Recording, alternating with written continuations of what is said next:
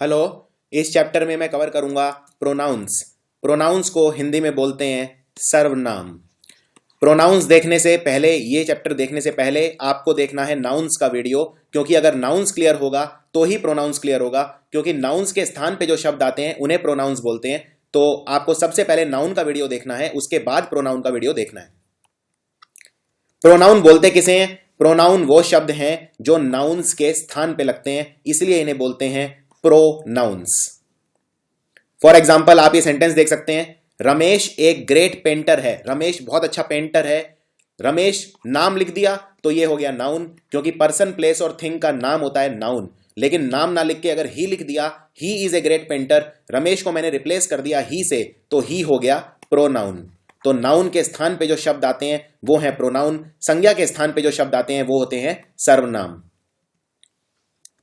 एक और एग्जांपल, राज, सुजीत और मनीष जा रहे हैं। अब यहां तीन लोगों के मैंने नाम लिख दिए, और नेम्स क्या होते हैं? नेम्स होते हैं नाउन्स। लेकिन अगर मैंने इनका नाम ना लिख के लिख दिया वी आर गोइंग, हम जा रहे हैं, तो वी क्या हो गया? वी हो गया pronoun. So I hope noun और प्रोनाउन में आपको डिफरेंस अब समझ में आ गया होगा। अब देखते हैं, सबसे पहले हम इस चैप्टर में क्या क्या पढ़ेंगे। तो हम पढ़ेंगे इतने सब तरह के प्रोनाउंस। प्रोनाउंस सबसे बड़ा चैप्टर है ग्रामर के अंदर, और इतने सारे तरह के प्रोनाउंस पढ़ेंगे हम। पहले पढ़ेंगे personal pronoun, demonstrative pronoun, interrogative, indefinitive, relative, reflexive और रेसिप्रोकल। तो ये सारे प्रोनाउंस हम डिटेल में स्टडी करेंगे। सबसे पहले स्टार्ट करते हैं पर्सनल प्रोनाउंस। इससे पहले पर्सनल प्रोनाउन स्टार्ट करें, कुछ प्रैक्टिस कर लेते हैं पर्सन्स की, क्योंकि पर्सनल प्रोनाउन हम डिवाइड कर सकते हैं पर्सन्स के अंदर। पर्सन तीन तरह के होते हैं अंग्रेजी में। एक होता है फर्स्ट पर्सन। फर्स्ट पर्सन वो होता है जो बोल रहा है। जैसे फॉर एग्जांपल आप ये वीडियो देख रहे हो, बोल मैं रहा हूं, तो मैं फर्स्ट पर्सन हूं। आप सुन रहे हो, सुनने वाले आप लोग हैं, आप सेकंड पर्सन है। यानी जो बोल रहा है वो फर्स्ट पर्सन, यानी मैं डॉक्टर गौरव गर्ग, मैं फर्स्ट पर्सन हूं। आप सब लोग जो ये कोर्स देख रहे हैं, आप सेकंड पर्सन है। और हम जिस चीज के बारे में बात कर रहे हैं वो थर्ड पर्सन है। यानी इस वीडियो के अंदर मैं पर्सनल प्रोनाउंस के बारे में बात कर रहा हूं, तो प्रोनाउन थर्ड पर्सन है। अगर मैं किसी व्यक्ति के बारे में बात कर रहा होता तो वो भी थर्ड पर्सन होता। सो फर्स्ट पर्सन यानी कि जो बोलता है, सेकंड पर्सन जो सुनता है, और थर्ड पर्सन यानी जिसके बारे में बात की जाती है। सो ये है फर्स्ट पर्सन। सिंगुलर में फर्स्ट पर्सन होते हैं आई, मी, माई और माइन, और प्लूरल में होते हैं वी, अस, आवर और आवर्स। आई का वी बन जाता है प्लूरल में। सेकंड पर्सन होते हैं यू, यूअर और यूअर्स, और प्लूरल में यू, यूअर और यूअर्स, यानी ये बिल्कुल सेम रहते हैं। Third person he, she, it, ये सब होते हैं, और प्लूरल में हो जाते हैं दे, देम, देयर और देयर्स। तो ये सारे के सारे हैं फर्स्ट पर्सन, सेकंड पर्सन और थर्ड पर्सन। नाउ ये सेंटेंस देखिए, अब इसमें आपको बताना है फर्स्ट पर्सन, सेकंड पर्सन। जैसे ये सेंटेंस है, I was glad to find the bus pass in the bottom of the green knapsack. यानी कि बस पास मुझे मिल गया नीचे ग्रीन स्नैपसैक पर, तो आई आ गया, यानी ये फर्स्ट पर्सन हो गया। You are surely the strangest child I have ever met. अगर मैं आपको बोलता हूं आप सबसे अजीब बच्चे हो जो मुझे आज तक मिले हो, तो बोल मैं रहा हूं, तो आई हो गया फर्स्ट पर्सन, यू हो गया सेकंड पर्सन। और अगर मैं बोलता हूं उसने नेबर का कुत्ता चुरा लिया, he stole the neighbour's dog and forced it to live with him, तो यहां पे ही और हिम क्या हो गया? थर्ड पर्सन, क्योंकि मैं किसी और पर्सन की बात कर रहा हूं जिसने कुत्ता चुराया, और हिम भी हो गया third person. So I hope आपको फर्स्ट, सेकंड और थर्ड में अब कोई प्रॉब्लम नहीं होगी। और इसको जो समझाने का जो तरीका है, जैसे अब मैं अगर ये कुछ सेंटेंस दूं आपको, क्या आप इनमें पहचान सकते हैं ये कौन से पर्सन है? आई यूज द टेलीफोन फ्रीक्वेंटली, मैं टेलीफोन बहुत फ्रीक्वेंटली यूज करता हूं, आई हो गया फर्स्ट पर्सन। लेकिन वो ईमेल यूज करना प्रेफर करती है, वो कोई थर्ड पर्सन है जिसके बारे में बात कर रहा हूं, तो शी हो गया थर्ड पर्सन। तुम ईमेल भेज सकते हो कई लोगों को एक साथ, तुम यानी जिसको मैं बोल रहा हूं, यानी ये सुन रहा है, तो यू हो गया second person. It is inexpensive to use email for communication, communication के लिए, वाद विवाद के लिए ईमेल यूज करना बहुत ही सस्ता पड़ता है, तो इट हो गया थर्ड पर्सन। दूसरी बात, अब आते हैं एग्जाम में क्वेश्चंस के ऊपर। क्वेश्चन पर्सन में इस तरह से आता है, मान लो तीन लोग शिमला जा रहे हैं, तुम, वो और मैं, यानी यू, ही एंड आई। तो मैं कैसे लिखूंगा? क्या मैं लिखूंगा you, he and I are going to Shimla, he, you and I, you and he, I and you, या आई, ही एंड यू? मतलब कहने का मतलब कई तरह की पॉसिबिलिटीज बन सकती हैं। कौन सा पर्सन पहले लिखूंगा ये डिसाइड करना है। सिंगुलर के अंदर यहां पे तीनों ही सिंगुलर है। यू मतलब तुम एक आदमी हो, ही मतलब वो एक आदमी है, और आई मतलब मैं अकेला, और हम तीनों लोग शिमला जा रहे हैं। तो ऑर्डर क्या होता है सिंगुलर के अंदर, ये देखना है हमें।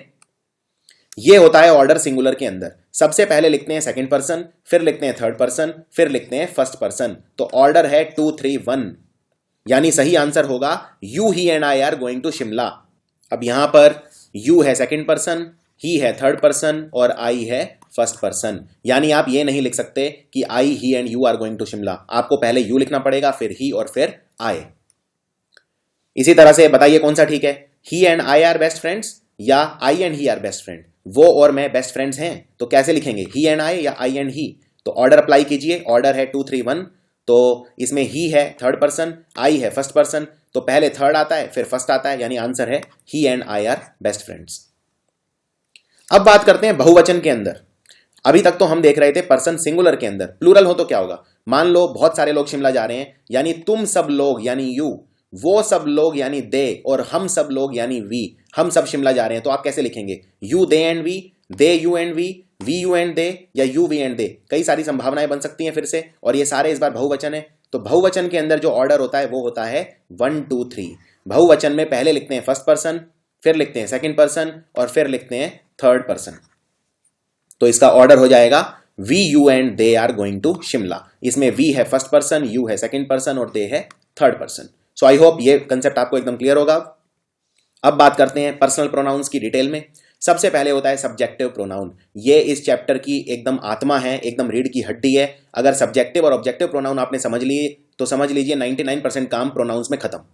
सब्जेक्टिव प्रोनाउन क्या होता है, सब्जेक्टिव प्रोनाउन होता है जो सेंटेंस का सब्जेक्ट होता है, जो सब्जेक्ट की तरह काम करता है। अब सब्जेक्ट कौन होता है, सब्जेक्ट होता है काम करने वाला या जिसकी बात की जा रही हो। अगर कोई सेंटेंस देखो तो सबसे पहले यह डिसाइड कर लो कि उसमें कोई काम हो रहा है कि नहीं हो रहा है, और अगर काम हो रहा है तो काम को करने वाला सब्जेक्ट है, यानी सब्जेक्टिव प्रोनाउन है। और अगर काम नहीं हो रहा है तो जिस पर्सन की बात हो रही है वो सब्जेक्ट है। फॉर एग्जाम्पल, अब ये सेंटेंस देखो, मैं अपने कमरे में डांस कर रहा हूं, I am dancing in my room, यानी इसमें काम हो रहा है क्योंकि मैं डांस कर रहा हूं। तो डांस कर रहा हूं यानी ये तो क्रिया है, यानी एम डांसिंग है वर्ब, और सब्जेक्ट कौन हो गया, करने वाला कौन है, आई, तो आई हो गया सब्जेक्टिव प्रोनाउन। इसी तरह से वो स्कूल जा रहा है, यानी इसमें काम हो रहा है क्योंकि वो स्कूल जा रहा है, कोई काम कर रहा है, तो इज गोइंग हो गई क्रिया, लेकिन करने वाला कौन है, ही, तो ही हो गया सब्जेक्टिव प्रोनाउन, यानी आई और ही है सब्जेक्टिव प्रोनाउन। अब देखते हैं सब्जेक्टिव प्रोनाउन कौन कौन से होते हैं। सो ये है मुख्य सब्जेक्टिव प्रोनाउन जो आपको याद करने हैं, और ये बिल्कुल एकदम अच्छे से याद कर लीजिए। बार बार आपको ये भी सोचने की जरूरत नहीं पड़नी चाहिए। अगर मैं बोलूं शी क्या है, ऑब्जेक्टिव प्रोनाउन के सब्जेक्टिव प्रोनाउन, तो आपको तुरंत निकलना चाहिए कि ये सब्जेक्टिव प्रोनाउन है। ये हैं सारे subjective pronoun, I, he, she, we, you और दे। इनको फटाफट आपको याद करना है। इस वीडियो को यहीं पॉज कर दीजिए और मेक श्योर करिए कि जब आप आगे जाएं इस वीडियो के अंदर तो आपको ये एकदम रटे हुए हो। आई, ही, शी, वी, यू और दे, इनसे आप कोई भी सेंटेंस बनाएंगे तो ये इसमें काम करेंगे। लेकिन उन सेंटेंसेस का क्या करें जिनमें कोई काम नहीं होता। फॉर एग्जाम्पल, उनमें जिसकी बात हो रही होती है वो सब्जेक्ट होता है। अभी तक हमने सारे सेंटेंस वो देखे हैं जिनमें कोई ना कोई काम हो रहा होता है, तो काम को करने वाला सब्जेक्ट होता है, यानी सब्जेक्ट कौन होता है, काम को करने वाला, यानी डूअर ऑफ द एक्शन।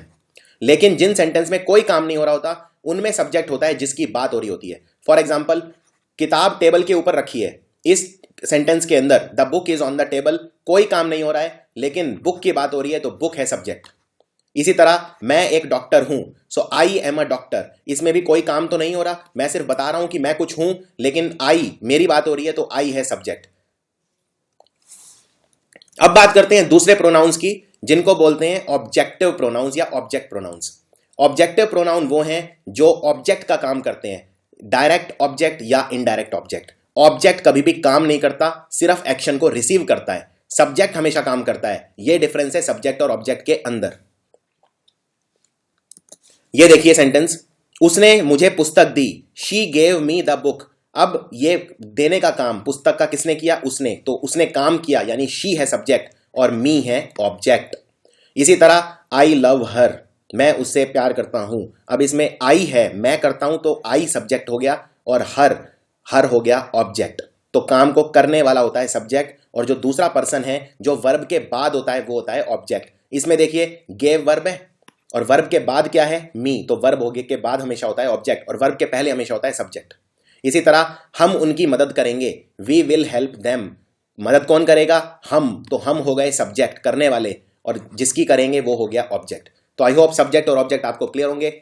ये हैं सारे objective pronoun, me, him, her, us, you और देम।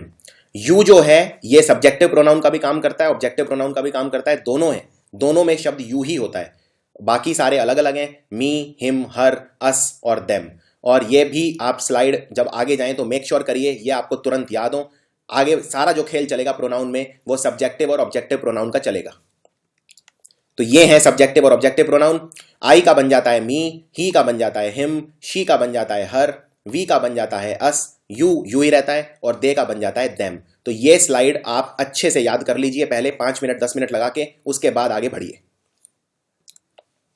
अब जो एग्जाम में क्वेश्चन आते हैं वो सारे इसी पे आते हैं कि सब्जेक्टिव प्रोनाउन आएगा कि ऑब्जेक्टिव प्रोनाउन आएगा। फॉर एग्जांपल आई या मी। अब आई क्या है? Subjective pronoun. मी क्या है? Objective pronoun. For example 2 sentence दिखाता हूं, बताना क्या आएगा।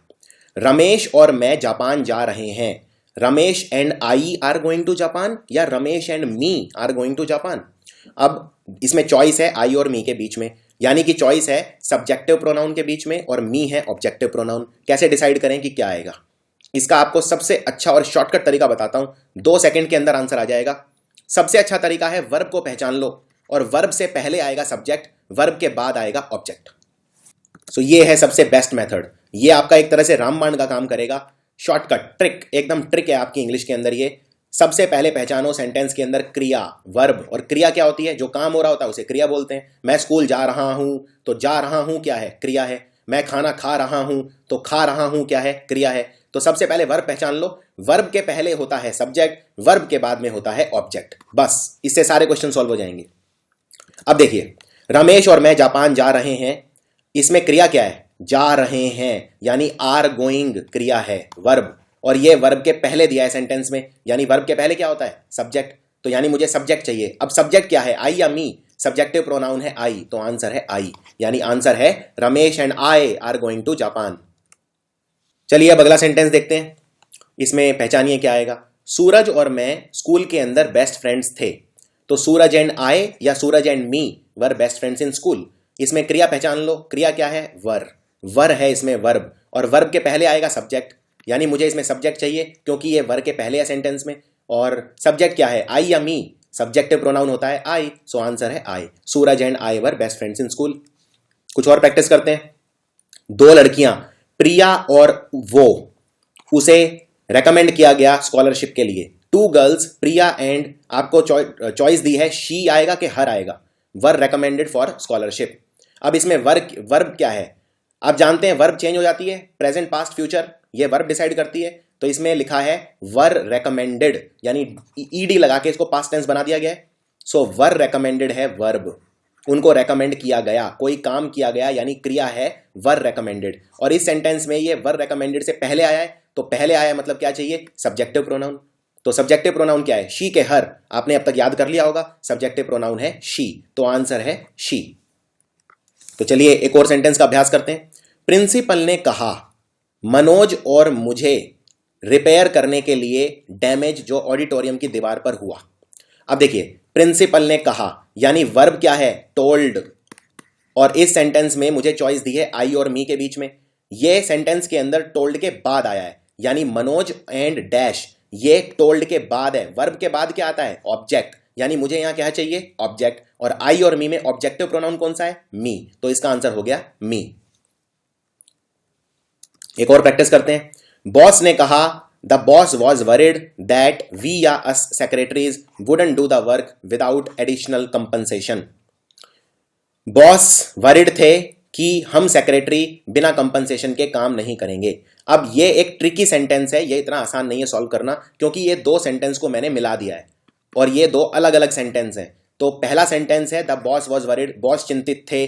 दैट है कंजंक्शन, यानी संयोजक, जिससे मैंने दोनों सेंटेंस को ज्वाइन कर दिया है, और ये कंप्लीटली अलग सेंटेंस है। तो सेंटेंस सिर्फ इतना है मेरा, वी सेक्रेटरीज या us secretaries wouldn't do the work without additional compensation. और इसमें क्रिया है wouldn't do the work, wouldn't do, wouldn't हम नहीं करेंगे काम, वुडंट डू। और ये वर्ब से पहले है, तो वर्ब से पहले है इस सेंटेंस में, यानी सब्जेक्ट चाहिए। तो वी और अस में से सब्जेक्टिव प्रोनाउन कौन सा है? वी, तो आंसर है वी। ये वाला देखते हैं। इट इज ही या him who should be band. इसमें क्या आएगा? यह वो है जिसे बैन कर देना चाहिए। ये एक बिल्कुल डिफरेंट टाइप का केस है। याद रखिए, सेंटेंस के अंदर एक रूल बताता हूं आपको, और वो रूल है ये, अगर इट के बाद इज, एम, आर, वॉज या वर शब्द लग जाएं तो सब्जेक्टिव प्रोनाउन आएगा। ये रूल है। और ये पांचों जो फॉर्म होते हैं, इज, एम, आर, वॉज या वर, ये बी के फॉर्म होते हैं। एक अंग्रेजी में वर्ब होता है जिसको बोलते हैं टू बी।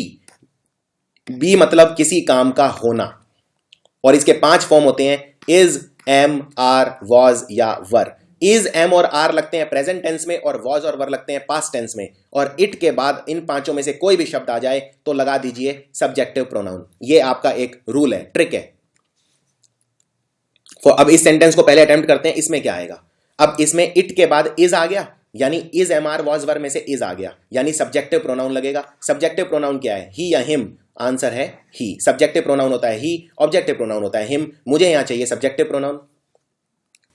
अब ये वाला सेंटेंस देखिए, दरवाजे पर मान लीजिए आपने किसी घर में नॉक किया, अंदर से आवाज आई, कौन है, who is at the door. दरवाजे पर कौन है, आप क्या बोलेंगे, इट्स आई या इट्स मी। यह मैं हूं, इट्स आई या इट्स मी। अब इसमें इट्स जब लिखते हैं तो इट इज को छोटा करके लिखते हैं इट्स एपोस्ट्रोफ के साथ। तो ये सेंटेंस बन गया, इट इज आई या इट इज मी। अब आपको आई और मी में डिसाइड करना है। इट के बाद लग गया इज, यानी कि इट के बाद जब इज, एम, आर, वॉज या वर आ जाएं तो आप लगाओगे सब्जेक्टिव प्रोनाउन। सब्जेक्टिव प्रोनाउन क्या है, आई या मी। सब्जेक्टिव प्रोनाउन है आई, तो आंसर है इट्स आई। इसी तरह ये वाला, यह वो है, यानी इट इज शी या इट इज हर। शी और हर में आपको डिसाइड करना है, जिसने मुझे कहा था पुलिस को डॉक्यूमेंट्स देने के लिए। तो सेंटेंस आपका सिर्फ इतना है, इट इज शी या इट इज हर। अब इट के बाद लग गया इज, और इट के बाद जब इज, एम, आर, वॉज, वर लग जाए तो लगता है सब्जेक्टिव प्रोनाउन। तो शी और हर में से सब्जेक्टिव प्रोनाउन कौन सा है, शी, तो आंसर है शी। इसी तरह ये देखिए, क्या यह मैं था जिसको पनिशमेंट फेस करना पड़ा, was it me who had to face the punishment. क्या ये सेंटेंस ठीक है, ये आपको बताना है, क्या इसमें कोई एरर है। तो इसमें देखिए, वॉज इट क्या है, इट के साथ लगा हुआ है वॉज, इट के साथ इज, एम, आर, वॉज, वर लगते हैं तो सब्जेक्टिव प्रोनाउन आता है। अब ये क्वेश्चन के रूप में है तो इसे उल्टा करके वॉज इट लिख दिया, तो लेकिन इट के साथ वॉज लगा हुआ है इसलिए सब्जेक्टिव प्रोनाउन आएगा। सब्जेक्टिव प्रोनाउन मी नहीं होता, मी ऑब्जेक्टिव प्रोनाउन होता है। मी का सब्जेक्टिव प्रोनाउन क्या होता है, आई। तो इसका आंसर होगा was it I who had to face the punishment. इस तरह से सेंटेंस करेक्शन में आप इन्हें पहचान सकते हैं। एक और एग्जांपल देता हूं, जीनियस कौन है, जीनियस इज शी या द जीनियस इज हर। कैसे डिसाइड करें, अब जीनियस यहां पे कोई चीज है, यानी जीनियस की बजाय आप इट भी लिख सकते हैं यहां पे। तो सेंटेंस क्या बन गया, इट इज शी या इट इज हर। तो इट के बाद इज लग गया, यानी अगेन इट के बाद इज, एम, आर, वॉज, वर आ जाए तो सब्जेक्टिव प्रोनाउन लगेगा। तो आंसर हो गया it is she, the genius is she. अगला रूल बताता हूं आपको, अगर सेंटेंस में ये सारे शब्द आ जाएं, ये आपको मैं बना बनाया रूल बता रहा हूं जिससे आपके लिए बहुत आसान हो जाएगा। अगर सेंटेंस के अंदर ये सारे शब्द आ जाएं तो इनके साथ आंख बंद करके ऑब्जेक्टिव प्रोनाउन लगा देना है। ये शब्द हैं लेट, लाइक, बिटवीन, बट और एक्सेप्ट। इनके साथ लगेगा हमेशा ऑब्जेक्टिव प्रोनाउन। फॉर एग्जाम्पल, उसे काम करने दो, let he do the job या let him do the job. अब लेट शब्द है, लेट के साथ क्या लगता है, ऑब्जेक्टिव प्रोनाउन। और ऑब्जेक्टिव प्रोनाउन क्या है, ही या हिम, ऑब्जेक्टिव प्रोनाउन है हिम, तो आंसर है let him do the job. Next sentence है, nobody in this world can respect me like she या हर। पूरी दुनिया में मुझे उसके जितना सम्मान कोई नहीं दे सकता। तो इसमें आपको बताना है शी आएगा कि हर आएगा। Nobody in this world can respect me like her या लाइक शी। अब इसमें लाइक है, लाइक के साथ कौन सा शब्द लगता है हमेशा, ऑब्जेक्टिव प्रोनाउन। ऑब्जेक्टिव प्रोनाउन क्या है, शी या हर, आंसर है हर, तो इसका आंसर होगा हर। आगे देखते हैं और अभ्यास करते हैं थोड़ा सा। पार्टी में सब लोग आए उसके सिवाय, everyone came to the party except he या हिम। अब इसमें शब्द है एक्सेप्ट, और एक्सेप्ट के साथ कौन सा प्रोनाउन आता है हमेशा, ऑब्जेक्टिव प्रोनाउन, तो आंसर है हिम। उसके और मेरे बीच में कोई सीक्रेट नहीं है। 2 फिल इन द ब्लैंक दिए हुए हैं, पहले में डिसाइड करना है ही या हिम और दूसरे में डिसाइड करना है आई या me. There is no secret between he या him and I and me. तो बिटवीन शब्द के साथ हमेशा आता है ऑब्जेक्टिव प्रोनाउन, तो दोनों ऑब्जेक्टिव प्रोनाउन आएंगे, यानी आंसर है हिम एंड मी। आखिरी सवाल, he has no one else to talk to but dash. उसके पास बात करने के लिए उसके अलावा कोई नहीं है। तो बट शब्द है और बट के साथ हमेशा आता है ऑब्जेक्टिव प्रोनाउन, यानी आंसर है हिम। एक और इंपॉर्टेंट रूल देखते हैं, जब भी सेंटेंस में प्रेपोजिशन आ जाए, प्रेपोजिशन क्या होते हैं? प्रेपोजिशन ये सब शब्द होते हैं जैसे in, at, on, for, from, relationship word बोलते हैं इन्हें, जो दो चीजों के बीच में रिलेशनशिप बताते हैं। In, at, into, on to, beside, for, since. Preposition के साथ अगर इमीडिएटली कोई फिल इन द ब्लैंक है तो उसमें हमेशा ऑब्जेक्टिव प्रोनाउन आएगा। For example, he is staring at she या हर, वो उसकी तरफ देख रहा है, तो इसमें शी आएगा कि हर आएगा? अब इसमें प्रेपोजिशन है एट। एट प्रेपोजिशन के साथ हमेशा क्या आता है? ऑब्जेक्टिव प्रोनाउन, यानी ऑब्जेक्टिव प्रोनाउन क्या है? शी या हर? आंसर है हर। शी स्माइल्ड एट आई या शी स्माइल्ड एट मी, तो प्रेपोजिशन है एट, प्रेपोजिशन के साथ आएगा ऑब्जेक्टिव प्रोनाउन, यानी आंसर है मी। अब देखते हैं प्रोनाउंस को कंपैरिजन में कैसे यूज करते हैं। इस पे क्वेश्चन अक्सर पूछे जाते हैं। फॉर एग्जाम्पल ये सेंटेंस देखिए, मैं उससे अच्छा गा सकता हूं, I can sing better than he या बेटर देन हिम। इसमें कैसे डिसाइड करें I can sing better than he या बेटर देन हिम? इसमें कंपैरिजन हो रहा है, और कंपैरिजन हो रहा है मुझे कैसे पता? क्योंकि वर्ब की कंपैरेटिव डिग्री यानी सेकंड डिग्री यूज की है मैंने, गुड, बेटर, बेस्ट, यानी बेटर और साथ में देन लगाए, और देन जब यूज करते हैं तो मतलब कंपैरिजन करते हैं। So I can sing better than he या हिम। अब इसको कैसे डिसाइड करें? इसका एक बहुत ही गोल्डन रूल आपको बताता हूं, इससे 10 सेकंड के अंदर आप क्वेश्चन सॉल्व कर दोगे। जब भी कंपैरिजन करोगे, सब्जेक्ट का कंपैरिजन हमेशा सब्जेक्ट के साथ करो, ऑब्जेक्ट का कंपैरिजन हमेशा ऑब्जेक्ट के साथ करो। अगर यह चीज आपको क्लियर है तो 2 मिनट के अंदर आंसर आ जाएगा। सब्जेक्ट को सब्जेक्ट के साथ कंपेयर करो, ऑब्जेक्ट को ऑब्जेक्ट के साथ कंपेयर करो, कभी भी सब्जेक्ट को ऑब्जेक्ट के साथ और ऑब्जेक्ट को सब्जेक्ट के साथ कंपेयर मत करो। अब देखते हैं इस रूल को अप्लाई कैसे करना है। अब सबसे पहले यह डिसाइड करो कि कंपैरिजन किसके बीच में हो रहा है। यहां पे कंपैरिजन हो रहा है, मैं बोल रहा हूं मैं उससे अच्छा गा सकता हूं, यानी कंपैरिजन इसके और इसके बीच में हो रहा है। आई और यहां जो भी आंसर होगा उसके बीच में हो रहा है। अब यह डिसाइड करो आई क्या है। रूल मेरा यह है, सब्जेक्ट को सब्जेक्ट के साथ कंपेयर करूंगा, ऑब्जेक्ट को ऑब्जेक्ट के साथ कंपेयर करूंगा। तो आई क्या है? इसमें आई क्या है यह पहचाना तो बहुत मुश्किल नहीं है, मैंने ये सिखा दिया है आपको कैसे पहचानते हैं। वर्ब पहचानो, वर्ब के पहले होता है सब्जेक्ट, तो इसमें वर्ब क्या है? कैन सिंग, मैं गा सकता हूं। क्रिया क्या है? कैन सिंग, और कैन सिंग से पहले है आई, यानी आई है सब्जेक्ट। अब आई अगर सब्जेक्ट है तो मैं आई को कंपेयर किसके साथ करूंगा? सब्जेक्ट के साथ ही करूंगा, यानी मुझे यहां पे क्या चाहिए? सब्जेक्ट ही चाहिए। और सब्जेक्टिव प्रोनाउन क्या है? सब्जेक्ट से बनता है सब्जेक्टिव प्रोनाउन। सब्जेक्टिव प्रोनाउन क्या है? ही या हिम? सब्जेक्टिव प्रोनाउन है ही, तो आंसर है ही। आंसर है I can sing better than he. आइए एक और प्रैक्टिस करते हैं। I miss you as much as he या हिम, मैं तुम्हें उतना ही मिस करता हूं जितना उसे। अब इसमें मैं कंपैरिजन किसके बीच में हो रहा है? मैं कर रहा हूं कंपैरिजन इन दो लोगों के बीच में कि मैं इन दोनों में से किससे कितना याद करता हूं। तो मैं तुम्हें उतना ही याद करता हूं जितना उसे, तो यू और ही या हिम में कंपैरिजन हो रहा है। अब इसमें यह डिसाइड करो यू क्या है। तो आई मिस यू सेंटेंस है, आई मिस यू, इसमें वर्ब क्या है? मिस, क्रिया है मिस, करने वाला कौन है? आई, तो आई सब्जेक्ट हो गया, यू ऑब्जेक्ट हो गया। ये हम देख चुके हैं, वर्ब से पहले सब्जेक्ट होता है, वर्ब के बाद में ऑब्जेक्ट होता है। सो इसमें यू है ऑब्जेक्ट। अब कंपैरिजन यू और ही और हिम के बीच है, जब ये ऑब्जेक्ट है तो ये भी ऑब्जेक्ट होगा, क्योंकि मेरा गोल्डन रूल क्या बोलता है? सब्जेक्ट को सब्जेक्ट के साथ कंपेयर करो, ऑब्जेक्ट को ऑब्जेक्ट के साथ कंपेयर करो, यानी मुझे ये ऑब्जेक्ट है तो यहां भी ऑब्जेक्ट ही चाहिए। अब ऑब्जेक्ट क्या है? ही या हिम? ऑब्जेक्टिव प्रोनाउन है हिम, तो आंसर है हिम। सो ये गोल्डन रूल आपको हमेशा याद रखना है। चलिए एक और ट्राई कर लेते हैं सेंटेंस, इसमें आपको बिल्कुल क्लियर हो जाएगा। तुम ये काम उतना अच्छा कर सकते हो जितना वो लोग, you can do the job as well as they या एज वेल एज देम। इसमें आपको डिसाइड करना है। अब you can do the job, तो इसमें वर्ब क्या है? कंपैरिजन किसके बीच में हो रहा है? तुम्हारे और उनके बीच में। इसमें क्रिया क्या है? इसमें क्रिया है कैन डू, तुम ये काम कर सकते हो, यानी क्रिया का भाव कौन दिखा रहा है? Can do. कैन डू है वर्ब, और वर्ब से पहले क्या है? सब्जेक्ट, यानी यू है सब्जेक्ट, और सब्जेक्ट का कंपैरिजन किसके साथ होगा? सब्जेक्ट के साथ। तो दे और देम में से सब्जेक्ट यानी सब्जेक्टिव प्रोनाउन कौन सा है? दे, तो आंसर है they. You can do the job as well as they. अगला रूल देखते हैं प्रोनाउंस के अंदर। अगर सेंटेंस में कोई जेरंड आ जाए, सबसे पहले तो यह देखते हैं कि जेरंड होता क्या है। तो जेरंड अगर आ जाए उसके साथ लगेगा पोजेसिव एडजेक्टिव। इस रूल को थोड़ा इलेबोरेट करते हैं, थोड़ा सा इसके बारे में और जानते हैं। सबसे पहले देखते हैं जेरेंड क्या होता है। जेरेंड होता है वर्ब प्लस आईएनजी फॉर्म जो नाउन की तरह काम करते हैं, उन्हें बोलते हैं जेरेंड। फॉर एग्जाम्पल, आप ये दो सेंटेंस देखिए। पहले वाला सेंटेंस है मैं डांस कर रहा हूं यानी आई एम डांसिंग, और दूसरा वाला सेंटेंस है मुझे डांस करना पसंद है यानी आई लाइक डांसिंग।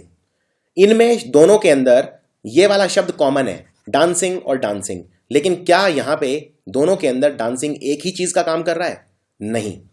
ऊपर वाले में मैं बोल रहा हूं मैं डांस कर रहा हूं यानी डांस क्रिया दिखा रहा है कि मैं एक्चुअल में वो काम कर रहा हूं, यानी डांसिंग इसमें वर्ब है।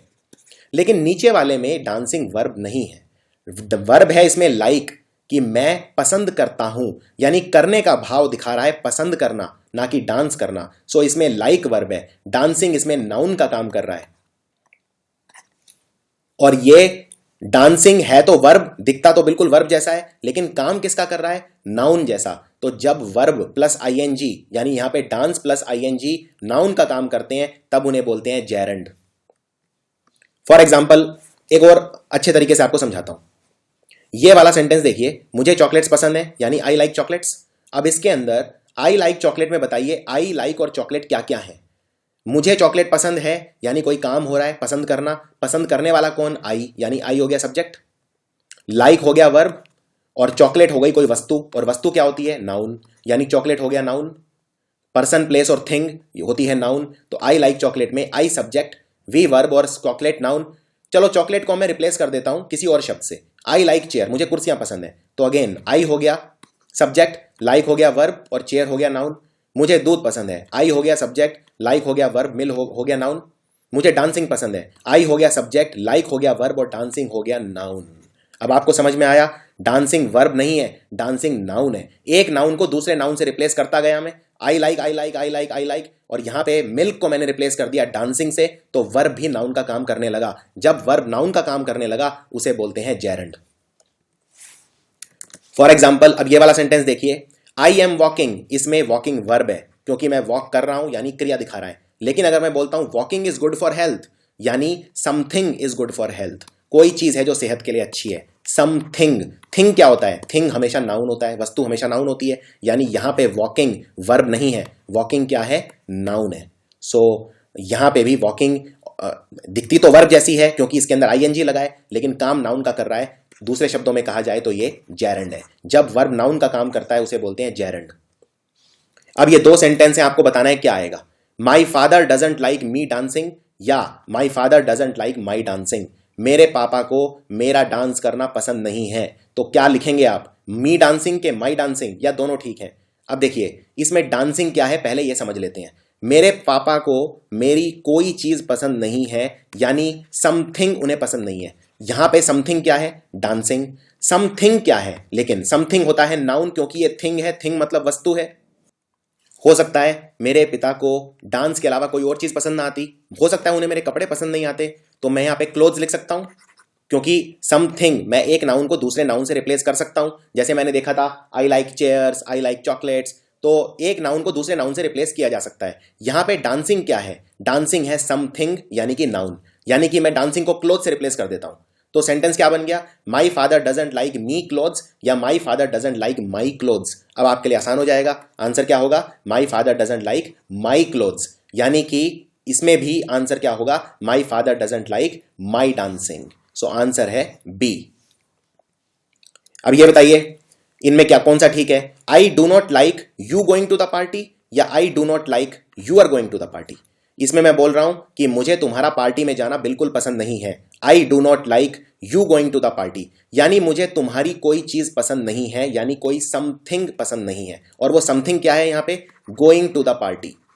मैं इसमें यह भी बोल सकता था कि मुझे तुम्हारे कपड़े पसंद नहीं है, तो यानी कि मैं गोइंग टू द पार्टी को क्लोथ से रिप्लेस कर सकता हूं, तो मैंने इसको क्लोथ से रिप्लेस कर दिया। अब सेंटेंस बन गया I do not like you clothes या I do not like your clothes. तो ऑफ कोर्स आंसर होगा I do not like your clothes, मुझे तुम्हारे कपड़े पसंद नहीं है, मुझे तुम्हारा पार्टी में जाना पसंद नहीं है। हो सकता है मैं बोलता कि मुझे तुम्हारा व्यवहार पसंद नहीं है, तो मैं बोलता I do not like your clothes, यानी I do not like your something. तो समथिंग को मैं किसी भी चीज से रिप्लेस कर सकता हूं यहां पे।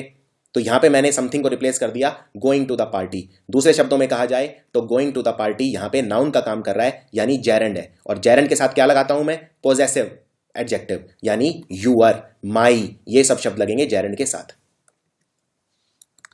ये एक एग्जाम का क्वेश्चन है। अब बताइए इसमें क्या आएगा? Do you mind me borrowing your cellphone या do you mind my borrowing your cellphone? क्या आपको ऐतराज है अगर मैं आपका सेलफोन बोरो करूं तो? क्या आपको आपका सेलफोन बोरो करने पर ऐतराज है? तो इसमें क्या भरेंगे आप?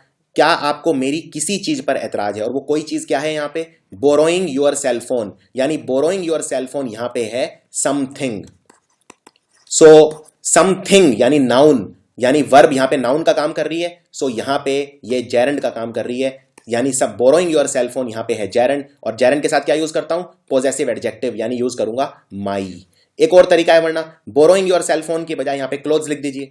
क्या आपको मेरे कपड़ों पे एतराज है? Do you mind me clothes या do you mind my clothes? तो आंसर हो जाएगा do you mind my clothes. तो उसको बाद में आप रिप्लेस कर सकते हैं। सो आंसर होगा do you mind my borrowing your cellphone. अब हम डिस्कस करते हैं सबसे टफ टॉपिक इस चैप्टर का, जो है रिलेटिव प्रोनाउंस। रिलेटिव प्रोनाउन क्या होते हैं पहले ये समझना जरूरी है। रिलेटिव प्रोनाउन नाम से पता चल रहा है आपके रिलेटिव हैं, आपके रिश्तेदार हैं, ये दिखाते हैं रिलेशनशिप। अब मैं बोल रहा हूं इसमें वह सेम व्यक्ति है, ही इज द पर्सन, वह वो व्यक्ति है जिसे हर कोई प्यार करता है। सो जिसे, ये जिसे किसके लिए आ रहा है? ही के लिए आ रहा है, यानी ये दोनों आपस में रिलेट कर रहे हैं, यानी हुम है रिलेटिव प्रोनाउन। रिलेटिव प्रोनाउन एक सेंटेंस में उससे पहले लिखे हुए किसी नाउन या प्रोनाउन का जिक्र करता है। सो इसमें सबसे पहले क्वेश्चन आते हैं हु और हुम के अंदर। हु और हुम में कैसे डिसाइड करें सेंटेंस में, कहां हु आएगा कहां हुम आएगा? ये एक शॉर्ट क्वेश्चन आते हैं। हु हमेशा सब्जेक्ट होता है, हुम हमेशा ऑब्जेक्ट होता है, ये आपको पहली बात याद रखनी है। और आप जानते हैं सब्जेक्ट कौन होता है? जो काम करता है। ऑब्जेक्ट कौन होता है? जो काम नहीं करता है। फॉर एग्जाम्पल आप ये वाला सेंटेंस देखिए, हु डिलीवर्ड दिस पैकेज, इस पैकेज को डिलीवर किसने किया? यानी यहां पे हु आएगा, क्योंकि इसने काम किया, इसने डिलीवर किया, यानी हु। दूसरा, this package was delivered to whom, इस पैकेज को किसको डिलीवर किया गया? अब इसके अंदर किसी को डिलीवर किया गया, इस पर्सन ने कोई काम नहीं किया, यानी हुम आएगा। इस तरह से आप डिसाइड कर सकते हैं। बाकी कुछ मैं शॉर्टकट भी बताऊंगा इसमें। तो एक तरीका चूज करने का यह है कि आप ये डिसाइड कीजिए कि काम किसने किया। अगर काम किया तो चूज करेंगे हु, और काम अगर नहीं किया तो चूज करेंगे हुम। फॉर एग्जाम्पल ये वाला सेंटेंस देखिए, वी वॉन्टेड टू नो, हम जानना चाहते थे कि पिक्चर में एक्टिंग किसने की। तो यहां पे हु आएगा कि हुम आएगा? अब जो भी पर्सन आएगा उसने एक्टिंग की, यानी काम किया, काम किया यानी सब्जेक्ट, सब्जेक्ट कौन होता है? हु, तो आंसर होगा who. So we wanted to know who acted in the movie. आपको एक बहुत ही अच्छा शॉर्टकट बताता हूं, बिल्कुल रामबाण की तरह काम करेगा, 5 सेकंड के अंदर आप आंसर निकाल दोगे। और ये रूल है ये, अगर सेंटेंस में जो फिल इन द ब्लैंक है उसके तुरंत बाद कोई वर्ब आता है तो आप यूज करेंगे who fill in the blank की जगह पे। और अगर फिल इन द ब्लैंक के बाद कोई नाउन या प्रोनाउन आता है तो आप फिल इन द ब्लैंक में भर देंगे हुम। ये रूल अगर आपको क्लियर है तो 2 मिनट में क्वेश्चन हो जाएगा। For example, the person with who या हुम, आपको डिसाइड करना है, फिल इन द ब्लैंक ये, I fought was with my neighbour, जिस पर्सन के साथ मैं लड़ा वो मेरा नेबर था। अब यहां पे एक तो मेथड आप ये लगा सकते हैं कि सब्जेक्ट होता है जो काम करता है, ऑब्जेक्ट होता है जो काम नहीं करता है, लेकिन वो मेथड कई बार कंफ्यूजिंग हो सकता है। फॉर एग्जाम्पल आंसर उससे भी आ जाएगा, पहले चलिए वही ट्राई करते हैं।